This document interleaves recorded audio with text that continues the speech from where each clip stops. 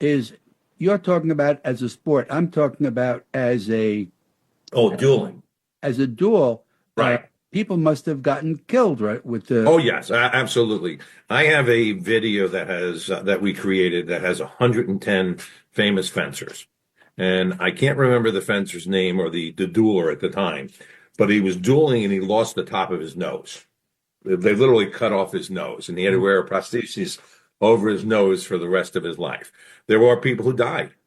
There were duels that led to deaths. They outlawed dueling at one point, and men being smart, not quite so much anymore, like as far as it goes, but it's like they would go into the fields at nighttime and they would literally hold a lantern in their back hand. So when you see the classic fencing position where they're on guard and their weapon hand is forward and the back hand is held high over their shoulder, there was a purpose to that in history. They used to hold a lantern because they would go out into the countryside and duel at nighttime, and they oh. would illuminate their faces with these lanterns so Mm. that their opponent could see it to target it. Yeah, there were deaths. There weren't in the dueling scenario. There weren't a lot of deaths, but fencing goes back to Ramsay III. There's a carving, a depiction of saber fencing in a training form because they're actually depicted wearing masks. So fencing, you go back like General Patton, for example. He not only was a fencer, he fenced in the Olympics. He was an epee fencer and he fenced in the Olympics. There are a lot of famous fencers. When you start reaching out and you say to the people, do you know who like Tom Cruise is? And they go, yeah, I know Tom Cruise. Well, he's a foil fencer. And, he fenced with Boris Beckham and Will Smith. They fenced foil together. So there's a lot. Angelina Jolie. She was a national fencing competitor in the United States until she was 14. And she still has an affinity for collecting knives and swords. Well, I Yeah. am learning Back in stuff. the day, people did get killed. Now, the back to your brother, I didn't quite get this.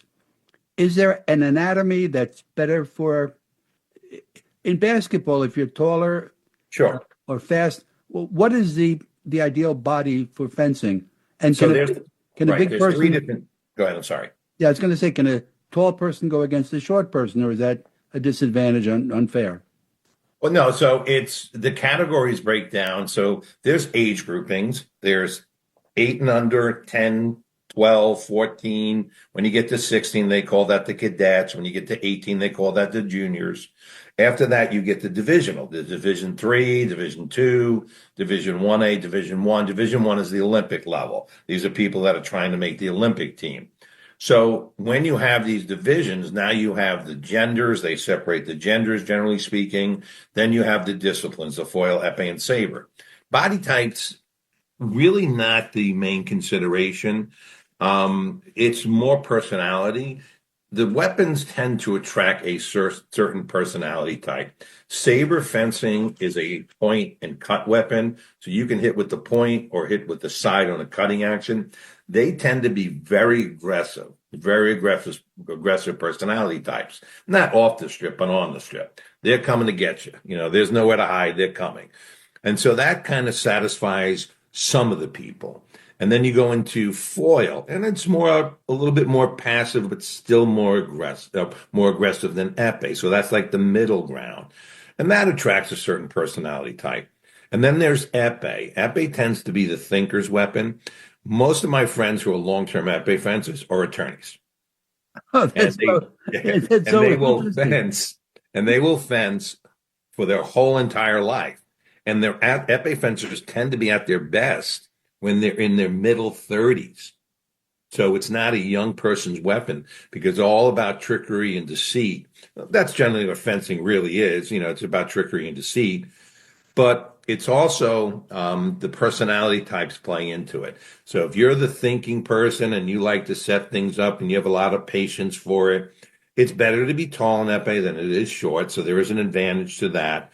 The shorter fencer will have to do more complex actions, so they can't really hit on their first intention. So if they can't just really go simple, they have to have complex actions, so it's more difficult, but it can be done. Saber and foil fencers, there's a huge mix of it. But again, anybody who's taller, more athletic, they tend to have an advantage. You can have somebody who's extremely tall, but they have no athleticism, and it's not an advantage their height. Whereas if they were playing basketball and they were 7 feet tall and their opponent was 5'6", that 5'6" person has no chance of winning. Because the taller basketball player is going to stand by the hoop and just keep shooting until it goes in. What I'm hearing is a football linebacker, if he was going to do fencing, he would probably use the saber. Yeah. Oh, yeah. Now, I think Hemingway said that bullfighters, as they get older, they lose skills, but they gain smarts. They know how to give the appearance that they're closer to the bull than they actually are. Do people peak in their 30s, or do you keep getting better at it as you go along? So I'm going to give you a little bit of history from the United States. The national teams, foil and epee and saber, they used to be, that 22-ish kind of group, 25. Now the careers of these competitors are elongating. You look at somebody like Lee Kiefer. Now she just won a gold medal in the Olympics. She's been to, I think, 4 or 5 Olympics, and she's still going. She's going to be, in her 30s, and she's still going. And in foil, that was unheard of. Her husband, Garrick Meinhardt, was also, both of them fenced for Notre Dame. He is still going. And then you have Alexander Macialis. It's just incredible how many fencers their careers are now going beyond that 25 age group in foil and saber into their 30s. That was unheard of in the past. It's a better regimen of training. It's a better understanding of body mechanics. And it's also availability of sponsorship and money in the sport. The money in the sport has grown tremendously. Are they found all over the world? Yeah, it's so when you qualify for like the Olympics and stuff like that, they have different zonal qualifications. So it depends where you're from in the world. They try to balance it out. It's fair and it's unfair. It's fair in a societal sense as far as the whole world, but there are some really good fencers who don't get included. An example of that was a U.S. fencer named Mariel Zagunis. She originally didn't qualify for the Chinese Olympics. And she got in because another fencer dropped out as far as that goes. Now, she ended up winning the gold medal in women's saber. So she was the 3rd best saber fencer, or 4th best saber fencer, in the United States at that time for the qualification, and she didn't qualify. But because somebody else dropped out, she was then entered in, and she ended up winning an Olympic medal for that and she's the most decorated fencer in U.S. history. And so that would have never happened. Is there a country? Is there a country where the best come from? Well, it used to be that, like, for example, France was very good, Italy was very good, Hungary was good, Russia at some point was good. Now what's happening is the Asian Pacific community has gotten involved in the sport. There's always waves in sport. Who discovers it? What culture discovers it? Now the Asian Pacific culture has discovered it, and they refer to it as the new violin. And they have taken over the sport as far as dominance. It's just amazing. You look at Garrick Meinhardt, Lee Kiefer, Alexander Macialis. For the U.S., they all are Asian Pacific, a mix. But when you look at the countries like Japan. You look at Korea, they are dominating it. They are dominating the sport right now. Now, you mentioned before martial arts, and is there a side effect benefit to a kid learning fencing? Like, do they learn more discipline or responsibility, or how does it affect their personality? So I'll tell you what we do. As far as in the club, we have what we call a guest captain program. So we have, after the children in the club for a little while, we bring them up to the front of the class and we place a coach with them when they first start off, and we guide them through leading, the stretching, and the calisthenics. And that's 20 to 30 minutes. They're up there leading. And so that's really, for a lot of these children, their first taste at leadership.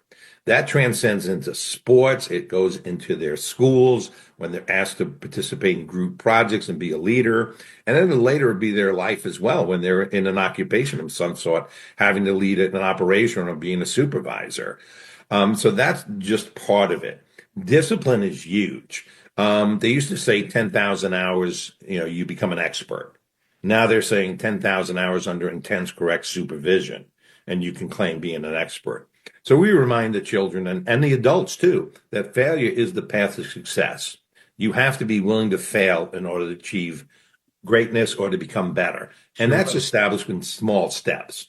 Nobody's coming into the sport anymore and being a phenom and, after a year going to the Olympics. It was much easier in my day because the number of fencers were far less in the country. And now it's highly competitive. If you want to go to, for example, an Ivy League school or a top 25, 30 school that has fencing, fencing is your vehicle to get in that establishment today. And these kids are hammering away at it. They're not looking at it from the scholarship dollars. They're looking at it from the standpoint of getting it.